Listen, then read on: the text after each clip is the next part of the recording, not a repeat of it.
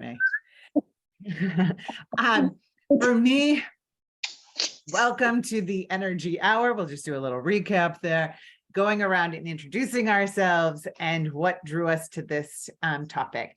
For me, it is this idea that, oh, well, you're 50. Of course, these are things are going to happen and so forth. And Darcie knows everyone knows how I go to the bathroom so often. And whenever time I go to my annual appointment and she asks me if I have issues in that area, and then she just kind of giggles a little and then makes a note in her chart. And I'm like, could we talk a little bit further about what this might be and why this is and so forth. So I feel like there's so many things of like the change that it's just part of what it is. So that was for me. Jen Honig. Hi, I'm Jen. I also live in Andover, Massachusetts. So the last day of school for my kids is also tomorrow. And I have already gone through menopause, but I just turned 46, so I was early going through it. So I'm kind of looking at this as like, oh, this is the next chapter. This is the next stage of life. And I have no background in it besides kind of the self-work that I've done through this group. And I love that there are people out there who have done a lot of this work that I can really ride the coattails of and learn from. Awesome. Molly Foley. I am also in Andover.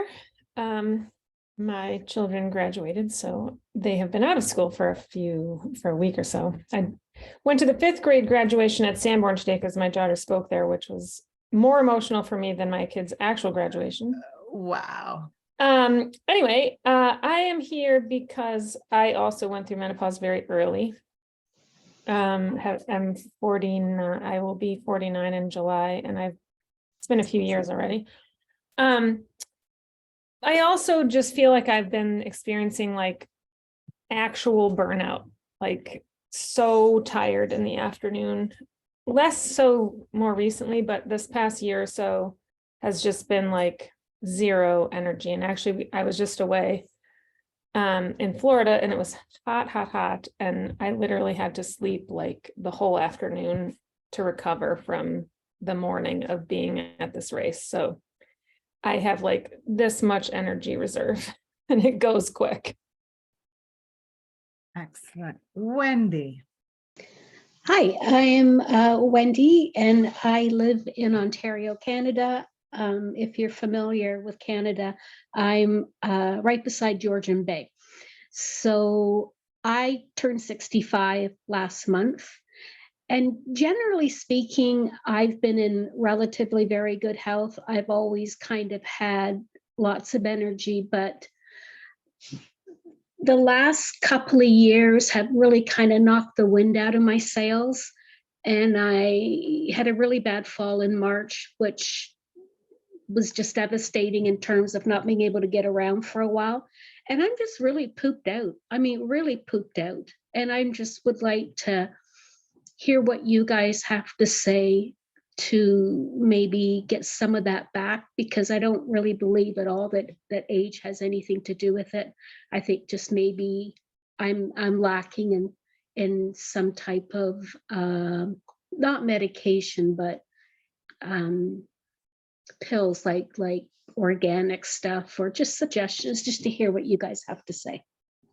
Excellent. Susan. Susan Shelby. I live in Hamilton. I am 57. And I think my biggest issue is sleep. I run my own business. That used to keep me up. I'd be up from 1 to 4, and I finally learned not to send employees emails during that time because it would freak them out and stress them out. But I'm finding that even though I exercise, I have more or less eliminated caffeine, no wine during the week. I take melatonin before I go to bed. I can fall asleep and I wake up every hour. And sometimes I can go right back to sleep. Sometimes I can't. And last night I actually did wake up a number of times, but I actually woke up refreshed. But I'm finding that I wake up and I'm still dragging, and I know I need a lot of sleep. So I am usually in bed at 8. I read for an hour to an hour and a half. And I try to get at least 8 hours. I need more, but I try to get at least 8, but I can't get a solid 8, fall asleep, wake up in the morning.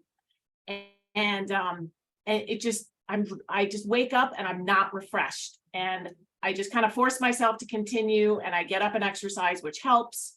But I've talked to my doctor about it, and you know, I do all the things. I don't have a TV in there. I don't look at the phone before I go to bed, but I don't know what to do. So that's my thing. That's also me. That's me. That I'm like an infant. And so When they say sleep like a baby, they obviously have never had a baby. I wear earplugs. I have a eye guard. I have a mouth guard. I'm like, I do everything. Like, this is the night. This is the night I will sleep more than, no. I got the white noise machine. I got the fan that blows on me. So if I get hot in the middle of the night, I can just pull back the sheet and I've got air on me. Yeah.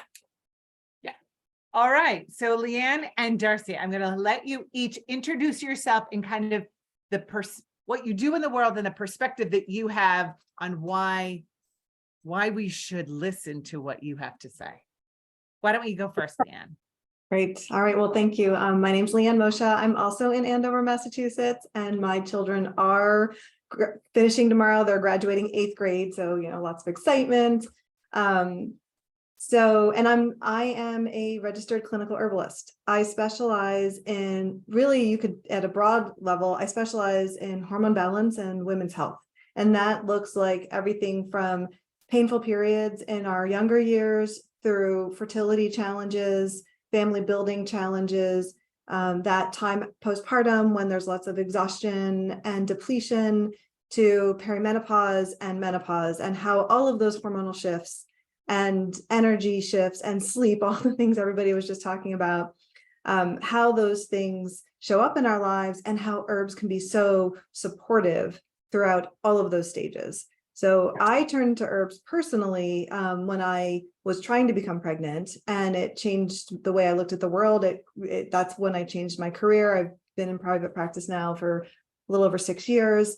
And I find every step along the way that looking at your life and your health in a holistic way and how the herbs can help support us, along with diet and lifestyle changes, can be so transformative. So I'm excited to talk about all of this with you today. I think there's a lot of interesting new research on menopause and perimenopause and how the neurotransmitter shifts that happen can really have this cascade of sleep disruption and mood disruption and hot flashes and all the other things that go along with it, and how we can support it naturally through herbs, diet, and lifestyle.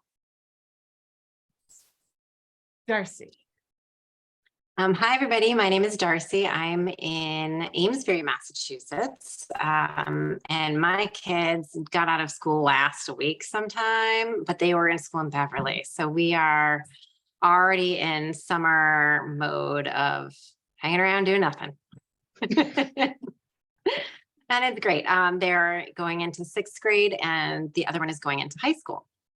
So they're great. I am by trade a physical therapist, although I hesitate to say that out loud now that I have tried my first real bout of physical therapy. And I was like, whoa, that's really different than what I do. But my training is from a very clinical musculoskeletal perspective. And basically what happened is along the way, I realized like that perspective only got you so far with so many people. And so there had to be something more. So I dug a little deeper, and I'd always been interested in nutrition since like the time I was 10. I was exercising and learning about nutrition. So I leaned into that a little bit and recognized the value of that. And then I leaned into nervous system regulation a lot. And I did certifications on helping women deal with perimenopausal symptoms and also pelvic pain. So I have 2 certifications in that. And so now what I do is I integrate all of those principles in the women that I treat. And I'm looking at a very broad spectrum of what their symptoms are and helping them to discover the links of their symptoms. Because I think as women, like, you go see one doctor for your urgency, and you see the other doctor for your chronic back pain, and you see the other doctor because you have anxiety, and we don't recognize those connections. So part of what I love to do is help women to understand those connections and create a more targeted approach and a better conversation with their practitioners. Excellent. Okay. So now we're going to start big picture. Like, and I'm going to, all these ladies are probably far more conversant on this than I am. I just know my mom went through the change. I just know that we have menopause and this is the thing that we do. I know that at that point, yay, I no longer have a period. But overall, what is going on? Like, what is menopause versus perimenopause? What is happening in my body? Why? Like, what is let's start at the top. Liane, you want to start? Sure. So at a high level, I love throwing out some like average ages. So in general, menopause typically starts for women at age 51 or 52, but it's not diagnosed until you've had a full year of no period. So it's a retrospective diagnosis. You get to a year of no periods and you say, okay, I am in menopause and I went into menopause a year ago. Average age 51, 52. Early menopause is considered around 45, and before 40 is considered premature menopause. So that's kind of the landscape. And at a high level, what's happening is our brain communicates with our ovaries and says, okay, ovaries, you need to ovulate. So it sends out this hormone called FSH. And in our younger years, the ovaries are really receptive to that FSH, and they say, okay, it's time to ovulate. So I'm going to start building estrogen. So in the beginning of your cycle, your estrogen starts to rise. And then suddenly you get this receptor that says, okay, estrogen's at a certain level. So we're going to send out another hormone called LH, and we ovulate. After we ovulate, what's left of the what in the cell turns into the corpus luteum, which then gives us progesterone. And that is a beautiful dance of wonderful hormones. Like estrogen rising makes us feel like beautiful and in our bodies and creative. And then the progesterone gives us this feeling of calm and well-being afterwards. So we benefit from those hormonal shifts and emotions if things are well tuned and working well. Over time, your ovaries are meant to slow down and not ovulate anymore. We're not meant to be having children at 65 years old. So as the brain is saying, okay, time to ovulate, the ovaries are like, yeah, no, we're good. We're not really going to do that anymore. And so your FSH starts coming up and it gets elevated. And that elevated FSH is a marker that you can use to see a little bit of where you might be in the perimenopause to menopause stage. But as the FSH goes up, sometimes that works, and the ovaries, it starts yelling at the ovaries, and the ovaries are like, okay, fine, I'll squeak out another one. Okay, another one. And that's why during perimenopause, you might have these times of irregular cycles. So sometimes your cycles start to get shorter, and then they get longer, they get shorter. That's your brain kind of yelling at your ovaries, and your ovaries saying like, all right, maybe one now, and then you might not hear from me for a couple months, and then maybe one more. Perimenopause is also a time of dramatic hormonal fluctuation. It's not as if we enter this period where you have this gradual decline of all of our hormones, because ultimately in menopause, estrogen and progesterone will be very low because you're not producing it anymore from your ovaries. But until you get there, you can have very high levels and very low levels and very rapid fluctuations. And that doesn't feel great. And that is a lot of the root of the symptoms we're feeling.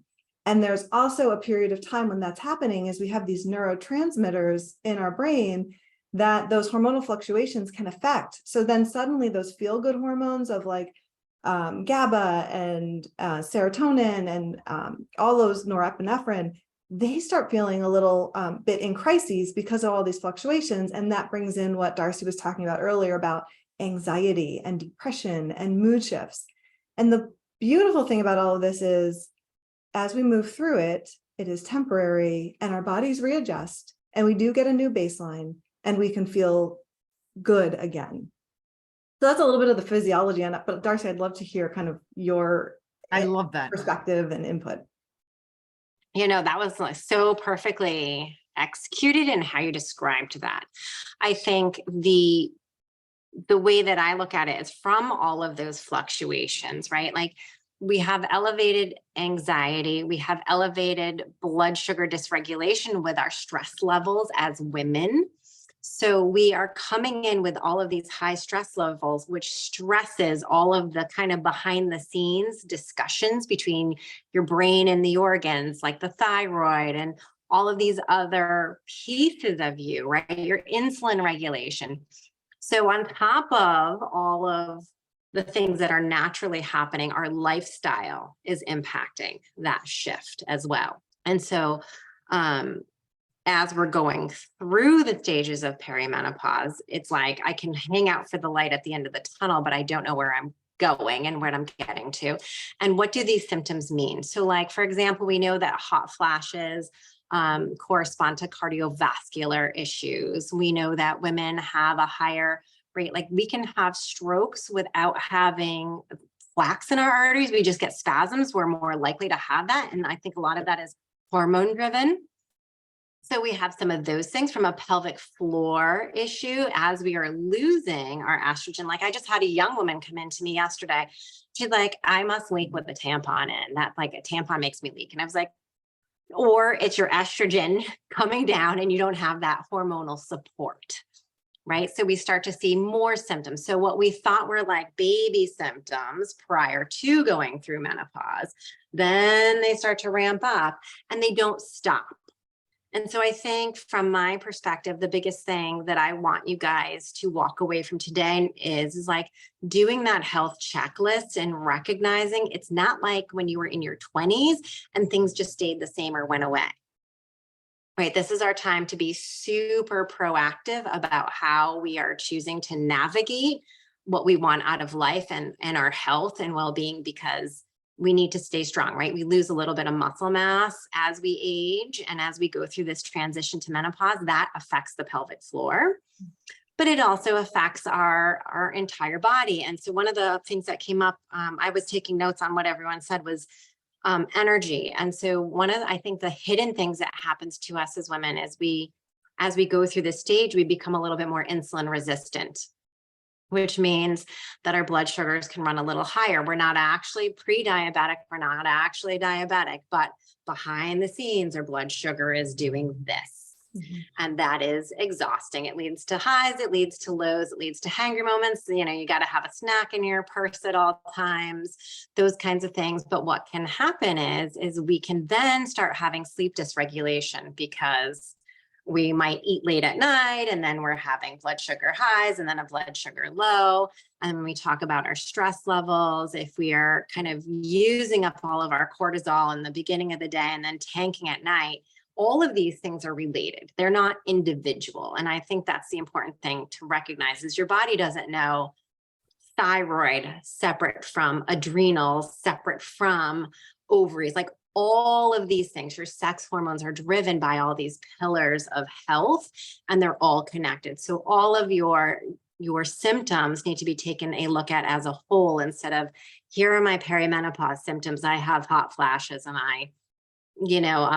I'm ripping my partner apart, 3 days out of the week for no good reason, or I'm snapping at my kids. That's not different from some of the other symptoms you might be having. So looking at them as a whole gives a much better perspective to your clinician about how to best help you. Excellent. So let's just back up again for the concept of what is the pelvic floor? Mm-hmm. To me, it is the most important group of muscles in your body from a musculoskeletal standpoint because they hold in all your organs. So we think of it as a thing, but it is really many muscles, about 3 layers of muscles from superficial to deep. And some of those muscles are actually hip muscles. So this is why we need to keep our hip and our body strength up to have good pelvic floor health. We, especially our generation, we heard a lot about Kegels and tightening of the pelvic floor, but that does us no good. It's not working in concert with the rest of your muscles. And unless we can lengthen a muscle, we cannot shorten a muscle. So the pelvic floor, if you imagine it like a bowl, if you were to kind of web your fingers together and make a bowl, that's the pelvic floor. And its job is to help transmit force from the lower ground through your torso. That's part of its job. And as we breathe in, it lengthens. As we blow out, it kind of shortens and comes back to baseline, is what it should do. When we have pressure management dysfunction, we can have pelvic floor issues. And I think one of the things that people don't recognize as a potential pelvic floor issue is constipation. That's a big problem for lots of ladies. And that kind of feeds into Liane's land of the herbs and nutrition, because we want all of those things to be working together. So the organs are your most important real estate, right? Like you can do without a foot, you can do without a hand, but you can't really do without your heart. So your musculoskeletal job is to protect your most important real estate. And if that is the case, then we need those muscles to be kind of accommodating for the pressure of the kind of water balloon of organs that we have above you to manage all of that. And when we don't have proper management, we don't have good flow and movement of the organs, and we don't have support. And so then in Liane's world, like she would look at like, oh my gosh, your liver and detox, and maybe that has something to do with it. And I would look at it and be like, oh my God, your rib cage isn't moving. And so how is your liver moving if it's like sucked up with the diaphragm? And so we would work together on getting somebody to feel like they're not getting so swollen and they're detoxing better, or whatever the case may be. So pelvic floor is really important for three main things: transfer of load, right? Holding all your organs in, and management of bowel and bladder function. And it's also, most importantly, I guess 4, is the pressure management system of how you support your back and your belly and your body through breath. And when that works well, we tend to have less back pain, SI joint pain, less leaking, all of those things get better. Ladies, aren't you so glad we're having this conversation? Like, this isn't really typically cocktail party information, but things that we really need to be discussing. All right, so if we look at some of the things that the ladies have mentioned that are in that like standard, the things that we're experiencing in each of your toolboxes, what should we be doing? Starting with, let's start with a hot flash. What are a hot flash, and what are ways, as opposed to just saying, let me just suck it up, buttercup, I'll get to the other side. What can I do in the meantime? Yeah. Right. All right, I'll jump in, start. So I look at hot flashes from 2 perspectives. One is, what can we do acutely to help you feel a little bit better in the moment and decrease the frequency? And then the second thing is, what can we do to help support you, like kind of the root cause of what is happening, so that you can potentially have less hot flashes longer term? So there's a couple of things you can do sort of acutely that can be really helpful. One of them is sage tea. This is a really simple, you can go out to Whole Foods. I love the brand Traditional Medicinals, and you can make a big tumbler full of sage tea, keep it in the refrigerator so you're drinking something cold. You can sip on it throughout the day, and has been shown to help decrease hot flashes. That's just a very safe, easy thing for people to do. But going deeper, there's a lot of studies showing that our hot flashes can be triggered by cortisol spikes, and cortisol spikes are triggered by stress and, really stress. It's our fight or flight response. So I want to work with somebody to make sure their nervous system is being regulated as much as we can, and that the adrenal glands are being supported as much as we can. So I would look at things like breathing exercises, all the things that we talk about with lifestyle balance, like meditation. But then diving into the herbs, there's a whole class of herbs called adaptogens, which help our adrenal glands adapt to stress better. And if we can, we're still always going to have cortisol and norepinephrine and all these neurochemicals fluctuating in our body, and we should, because that's our normal response to the outside world.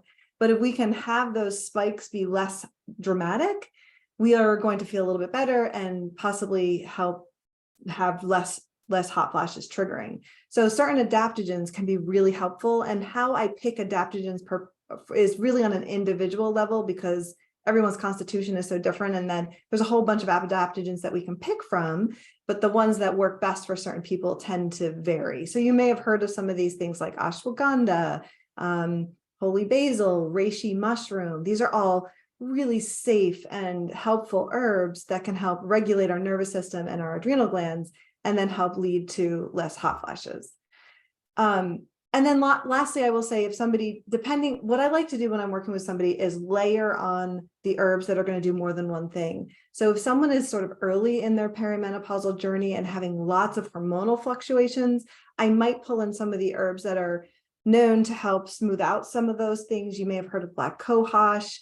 It's a great herb to support during perimenopause. I don't use it for everyone, but depending on someone's symptoms, if they seem to be having a lot of fluctuations, sometimes getting on that in a sort of consistent dose can help decrease some of the hot flashes over time. But I would say my number one recommendation that everyone can try is just try, some sage tea throughout the day, and then think about supporting your nervous system and stress response. Excellent. Darcie, do you have other tools in your toolbox? I just want to second the value of stress management. So I think when we are in our 20s, and if we are business owners or we're moms and we've got lots going on, like we pride ourselves on like not taking a break. And we pride ourselves on being able to like burn the midnight oil and get lots of things done. And when we say to our friends and ourselves, like, I thrive on stress, our bodies are designed to respond to stress, yes, but not constant stress. And so when we're doing that constant stress, we are really depleting our system. And cortisol, like the precursors of cortisol, also help to make our sex hormones. So if we're using up all of our effort, all of our energetic bandwidth to make cortisol, then we cannot make the sex hormones. Okay. And so even after menopause, it's not like you don't make estrogen. Your adrenals can make estrogen. The extra layer of fat, like gaining a little bit of weight post-menopause, can be helpful because our fat cells can make a little bit of those hormones, the hormone of estrogen, which is cardioprotective, which is really important for our hot flashes. But if we are completely in a state of stress and we're robbing Peter to pay Paul, we're not getting ourselves anywhere, right? And the other piece of that is that, in that blood sugar management piece that we don't see, like you could go get your A1C done and your doctor be like, it's fine. And your fasting blood sugar could be fine. And your fasting blood sugar is the last thing to go when we have blood sugar dysregulation. And if you're high 1 minute and low the next, your average might still look okay. So sometimes what happens in the middle of the night when people wake up and they think they have to pee, it's that their blood sugar, like they eat late or they have a glass of wine and then their blood sugar goes up and we release some insulin and then it tanks. And then your body has an alarm because low blood sugar is very unsafe, dumps cortisol to try and like start the process of releasing stored glucose, right? And then we wake up. And so we want to be honoring kind of what these symptoms are and not writing them off. So I think being mindful of not overthinking your symptoms, but kind of looking for patterns and like, do I really have to pee or do I not? And with hot flashes, it really is like, well, what's happening and when are we getting them and how often are they happening? Because that information, the more data you can bring to the table, I think the better help you can get. And when we just kind of write half of it off and we're not sure and we go, well, yeah, I have a couple hot flashes. Well, then you go home and you have 10 nights of horrible sleep. Well, then that horrible sleep leads to more dysregulation because you're not resting and there we go.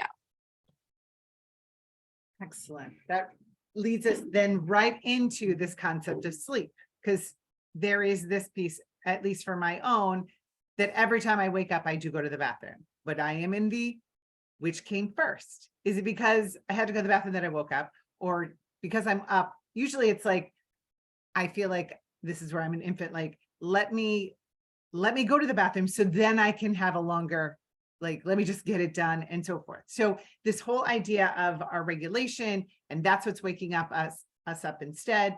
Like, what does one do for sleep in these situations for us frequent wakers? Leanne, do you want to go first? Why don't you keep going? Because you had some good points about the blood sugar regulation, which I think would be a great thing to talk about. And then I can add in some stuff when you're done. Sure.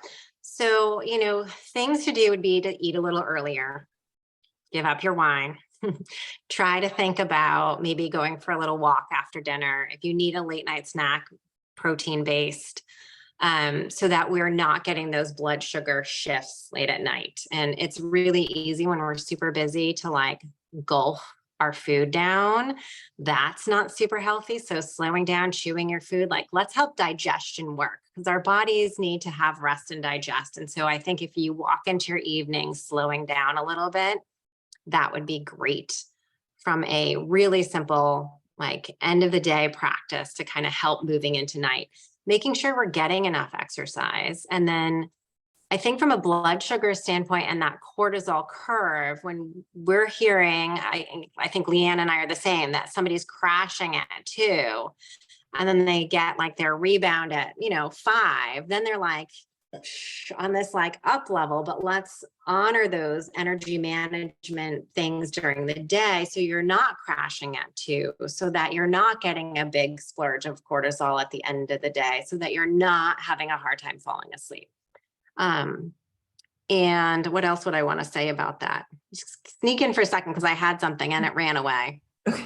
So I just want to say the blood sugar fluctuations can be really huge during this period of time.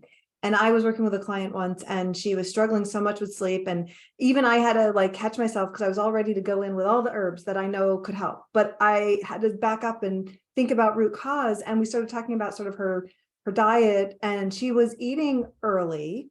She was also expending a lot of energy because she was a big exercise, working out person. And I thought I had this hunch that perhaps too much time was going before she went to bed. And then she was having some blood sugar crises in the middle of the night. So we talked about adding in, about an hour before going to bed, like a very healthy protein and fat based, highly protein and fat based, carbs are fine, but mostly protein and fat snack right before bed. And she was very particular with what she would eat. And the only thing we could agree upon was she would eat 1 hard-boiled egg before bed, about an hour before bed, which checks all the boxes, right? Protein, fat, carbs. So she had that 1 hard-boiled egg, and within 3 days, she messaged me back. She's like, I'm good. We don't need to do any of the herbal stuff. Like that was it. And it's not always that simple and that easy for people, but I don't want to overlook making sure you're going into the evening with a good, stable blood sugar, setting the stage for good and stable blood sugar. So protein and fat are our friends in this stage of life and really most of our life. Being careful not to do too many. That's the problem with a glass of wine before bed, partly is that large bolus of carbs is, puts us on this blood sugar roller coaster. So that's one thing I always think about. And then I do lean into the herbs. There are a lot of herbs that, again, there's 2 paths with herbs. There's ones that can give us some immediate relief. So there's some herbs that can be gently sedating and help us calm our mind. Sometimes the sleep issue is the swirling of the brain. Like you might have something that wakes you up, but then you're up because your brain starts going. So thinking about herbs that can help calm that down. Thinking again about the adaptogens, because the adaptogens are going to help that cortisol level be a little bit more stable. So sometimes taking something during the day that's actually giving you some nice sustainable energy and helping you feel like you can get through your day is actually going to help you sleep better at night as well. One herb, I know people are always asking, like, what's the one herb? Everyone's a little bit different, but one herb that I find works so well for so many people is ashwagandha. The only people it does not work well for is if you have a nightshade sensitivity, because it is a nightshade plant. But ashwagandha could be taken in capsule form or in powder form. It's not sedating at all, but it's one of my favorite herbs for perimenopause and menopause because it floods our bodies with lots of nutrients. It's helpful for the adrenal glands and our stress response, which is going to help with all of the symptoms we're talking about. And it is known for helping to somewhat reset our sleep cycles. So classic for people who wake up at like 2 a.m. and can't fall back asleep. Ashwagandha taken over time. It's not something that you take once or twice and you sleep better that night. You need to take it regularly, like you would take a multivitamin. And over time, after about 4 to 6 weeks, you should notice a better sleep pattern. It helps us establish healthier sleep patterns and helps us fall asleep and stay asleep. I know, I think one of you mentioned, Susan mentioned melatonin. I think melatonin can be helpful for the right people if you are having some melatonin slumps. But again, we have to look at what's the root cause. Why is your melatonin low? And then make sure you're taking the right form of melatonin, because there's like short acting and long term acting, and just making sure that that is sort of optimized for you and your individual circumstances. I remembered what I was going to say. And so there were two things. One is that as we age, the hormone, the diuretic that helps to kind of produce pee kind of shifts a little bit. So our kidneys start to make a little bit more urine at night. Whereas when we're younger, it happens a little bit more during the day. So there is that shift, but we should really be waking up one time to pee at most. That would be not great. 5 times. Okay, so that leads me to this thing that's called a neuroimmune response. And a neuroimmune response is kind of like when something happens for a while, your brain starts to expect it. Right. And so we can look at this with bloating, for example. So a lot of times in perimenopause, some digestion stuff happens and there's some inflammation happening. And so you eat and you get bloated, and you eat and you get bloated. And then it doesn't matter what you like, you could do all the gut healing stuff. And we've worked with people like this where we've done all the right things and like they're still bloated and what's happening. Or I see it in pain too. And it happens with peeing. Your brain has automatically switched into, I'm awake, I must have to, right? I'm awake, it has to be. And when we start emptying the bladder too early, when it's not full, then it thinks, so if it starts here and it thinks, that, when we're younger, this is full. And then we start doing a lot of just in case peeing, then it thinks this is full. And then because this is now full at 80%, it tells you to pee. So then you pee and then this is full. And so then it just like that capacity gets tinier and tinier if we're always just in case peeing. And one of my not favorite memories was this woman when I worked in a nursing home, and she had the worst urgency I've ever seen in my life and insisted on using the toilet, but couldn't stand. And so it was a major project because every 15 minutes through the entire day, she thought she had to pee. And it's the worst feeling when you think you have to pee and you can't, and yet staff could not get her up and down to the toilet 15 different times an hour. It was really a hard thing to watch her feel so frustrated and the staff feel so frustrated.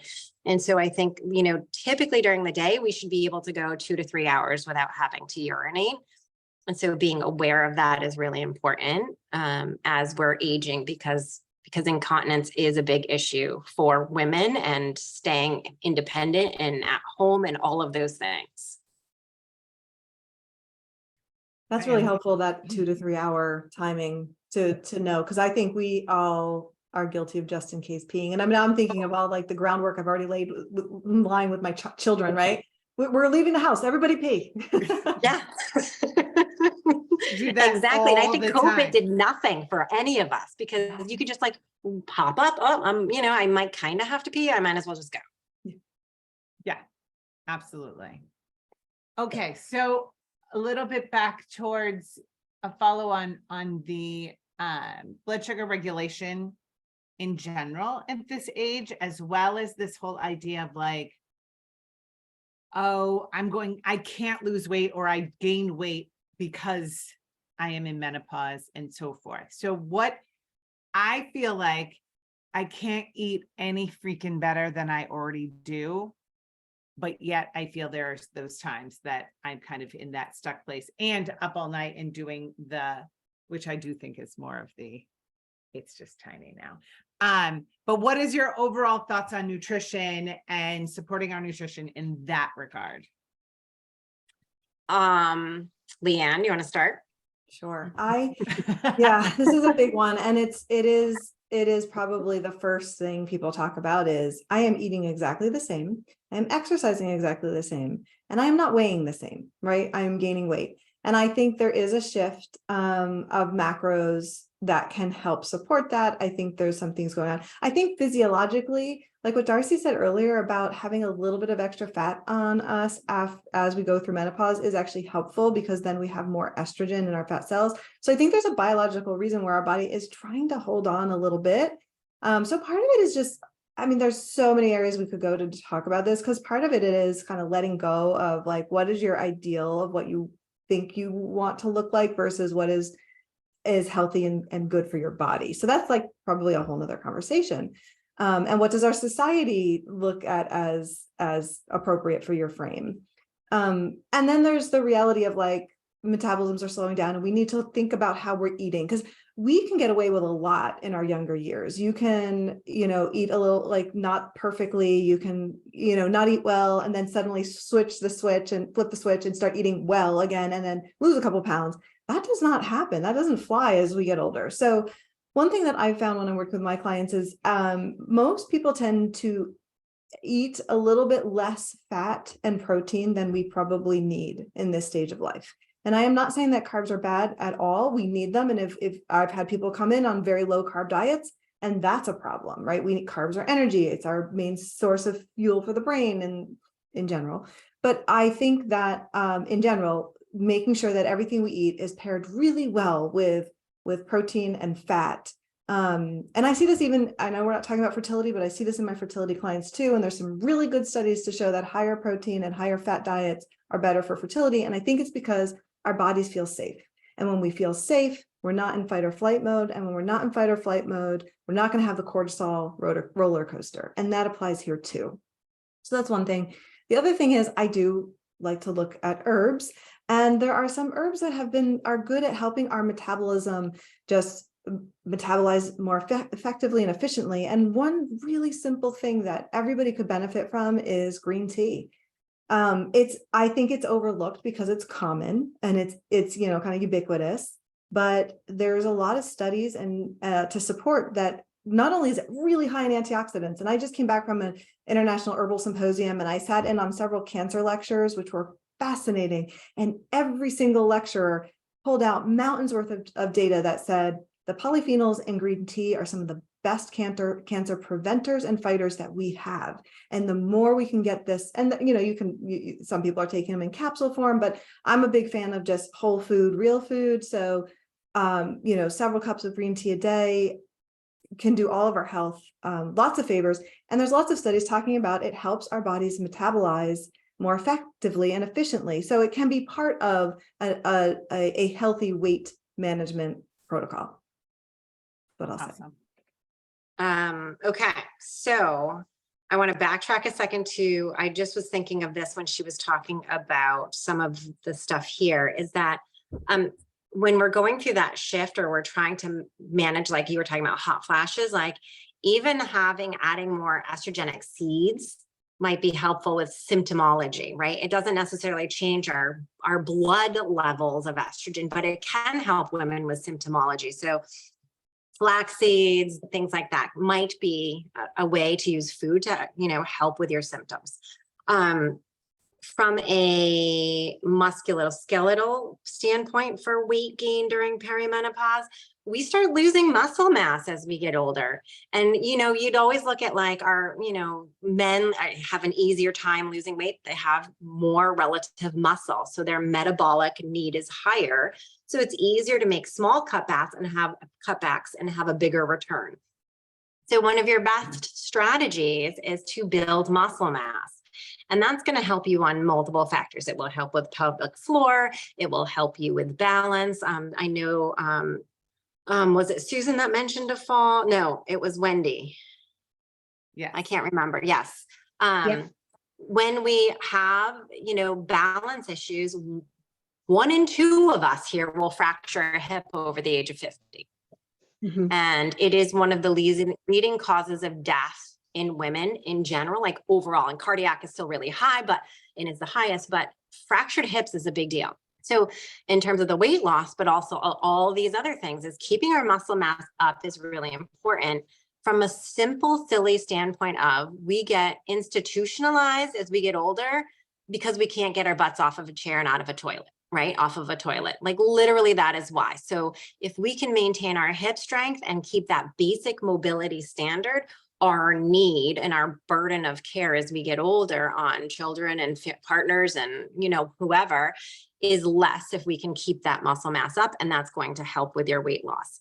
The other thing I wanted to say about that is it also helps with, you know, just maintaining a little bit of bone density, right? In terms of that hip fracture protection. But when we're looking at losing weight, you know, when we're younger, we can go, right? We can be stressed and take care of kids or family members. If we didn't have kids and have a career, we can go, go, go, go, go. Well, your reserve is this big when you're young. And so we can handle all of that stress. But over time, that resilience bucket starts to deplete. And so then what you used to be able to manage for stress becomes a lot less before it becomes this like, I'm operating at a deficit. And if you're operating at a deficit from a stress standpoint, your body reads that as a 5-star alarm and will not allow you to lose weight. Even if you're exercising, even if you're eating right, because it thinks that there is a crisis at hand. So this goes back to all those other symptoms, stress. Stress really is important. And the other thing I think here is a good way to manage it, something that I do a lot with people is heart rate variability tracking, because I'll give you a quick example. Yesterday, I was on a call with somebody and she is 45, hadn't been exercising, has a history of lots of different health things. And she decided to take up spinning and was spinning 4 days a week and thought she was going to lose weight. And then she started gaining weight. She gained like 25 pounds and was super bloated all the time and all of these other things. So we took a look at a few things, but one of those was she has an Oura ring to check her heart rate variability, and it was in the tank. So if you're dumping out what you don't have, your body will not allow change. It will actually continue to deplete further. That is a great example, Darcie. I'm so Yeah. glad you shared that because it's, yeah. And then does that bring us to kind of the concept that Molly talked about of like, you know, Susan and I can't sleep through the night and Molly's needing to sleep during the day. Like, where is our actual like get up and go? Where is it gone? Mm-hmm. And we don't recognize when we're in stress. So like I'll wear, this is just a Garmin, like $97 little tracker. It tracks when I'm stressed, it tracks my stress levels. Like you would think that giving a presentation wouldn't be stressful, but you're up and you're on. And so it might be a little bit more stressful. And then you wouldn't think that doing paperwork is stressful, but you're like, oh, I got to get it done. And you're thinking about the next thing ahead and you're not present in that moment. So when we're leaking energy in all of these places, right, then your body's constantly trying to stay ahead and you're going to have that energy deficit during the day. And then you're going to have that massive cortisol dump. And then you're going to be all off cycle, right? Like nothing is working well. And it goes down to the cellular level of like how well our mitochondria are working, right? The little tiny energy producers of our bodies, like all those things need to be working. And we think of our thyroid. I don't know if Liane wants to talk about that too, but in this conversation of this fatigue factor and this energy shift, I think, what's happening with the thyroid? Yeah. Yeah. And I think, well, two things back to what you just said was you could, every such thing that each person has talked about with feeling energy lows during the day, not sleeping through the night, mood swings, feeling crabby, hot flashes, all of it. If we could only do one thing, I would say the one thing is to manage, regulate, and support our stress. And if the nervous system is well supported, all of those other things can drop away. And same thing with the thyroid, because the hormone, it's a very fine-tuned hormonal cascade. So one thing goes slightly off, it trickles down effect. Our thyroids, if we start having hypothyroid, we're going to feel more tired. We're going to have less blood sugar regulation. We're going to have sleep issues. We're going to have weight gain. And so that all comes in together. Right. So what she said is their key take-home point. If you look at all of the things we're talking about menopause and perimenopause is like hormonal shift regulation. That is the pinnacle. But under that is thyroid management. And under that is all your basic health habits, your sleep regulation, your nutrition. And it's not just, are you eating healthy? Because it doesn't matter if you're eating a great salad every day for lunch. If you're like not chewing it, your stomach doesn't have teeth. You need to slow down and chew it and be able to digest and absorb and use those nutrients, right? We need to kind of manage those major pillars in order to have better thyroid. Like everyone wants to hitch on to like, it's my thyroid or my hormones are off. And Liane and I are always like, let's go back to this like ground level function first. And I think it's a really good point to say, like, stress isn't necessarily like, doesn't have to be like, oh my God, I'm running ragged, right? Like I'm stressed by what my kids are doing. I'm stressed by money. I'm stressed, like those little things that you don't think of. And I really liked that image of like, you can't give out what you don't have. So then you're running on empty. And I think that's, we work really hard within this community of like slowing down and so forth, but that doesn't mean there still aren't those stressors that are coming in. I think our group is way ahead of the group, ahead of our colleagues and friends and so forth, but still there's so much to be done. All right, ladies, 4 minutes left. I could talk about this for like 4 more hours. Do you have any other questions yourselves? Anything that didn't get answered? Follow on. Jen. Any good herbs or advice to increase progesterone? Yes, there are. And then it's going to come back to why is the progesterone low in the first place? So if it's just where you are, if you've gone through menopause and you're postmenopausal and we want to support progesterone, some of, like Darcie mentioned, some of the seeds and fruits. If you're in perimenopause, a really great herb to help support it is Vitex. It gets a lot of popularity and I kind of cringe because it becomes a very popular herb and it gets overused and used in areas where it's not super appropriate. This is an area it's very appropriate. It can help. It can help the communication between your brain and your ovaries and the corpus luteum that's left over after you ovulate to support that, to give you a little bit more progesterone. So that can be really helpful. And then also looking at your adrenals and your stress response, because as we've said, and Darcie mentioned so articulately, the precursor to progesterone, it can get stolen when you have too much cortisol being pumped out. So you don't have the raw materials to make the progesterone if you're stressed. So stress matters there too. And are there other things that make one low in progesterone? A lot of it is hormone. A lot of it comes down to stress and hormone balance. I see it more often in a lot of over exercising and under, I don't want to say under eating, it's under nutritioned, because you can be eating well and a lot, but if you're not absorbing it all, that can happen. So a lot of it is over exercise, not having the right nutrition can lead to low levels of progesterone.